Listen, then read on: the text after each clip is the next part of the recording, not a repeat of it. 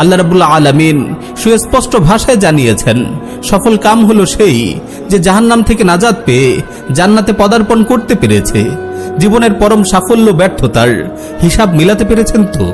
প্রিয় ভাই ও বোন, মুমিন মাত্রই তার জীবন নিয়ে ভাবে। একজন মুমিনের কাছে জীবনের এসব অনিবার্য প্রশ্নের উত্তর স্পষ্ট থাকা চাই এবং সেই অনুযায়ী জীবন যাপন করা চাই। নইলে একজন মানুষ ও একটি জানোয়ারের জীবনের মাঝে মৌলিক কোনো পার্থক্য থাকে না।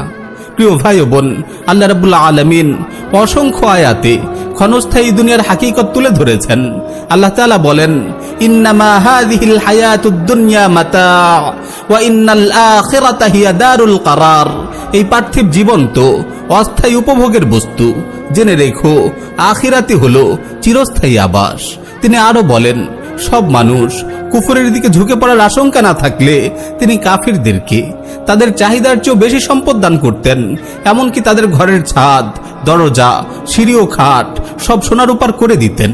দুনিয়াকে আল্লাহ তাআলা সুশোভিত করেছেন তার শত্রুদের জন্য এবং সেই সব মূর্খদের জন্য যাদের ভাগ্যে আখিরাতে কোনো কল্যাণ নেই।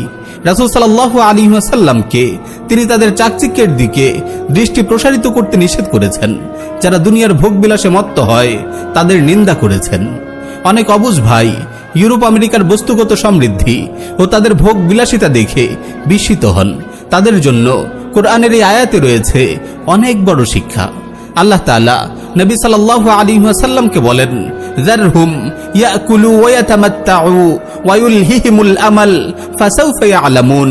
আপনি তাদের ছেড়ে দিন, তারা খেতে থাকুক, ভোগ করতে থাকুক এবং আশা তাদের মোহাচ্ছন্ন করে রাখুক, অচিরেই তারা জানতে পারবে।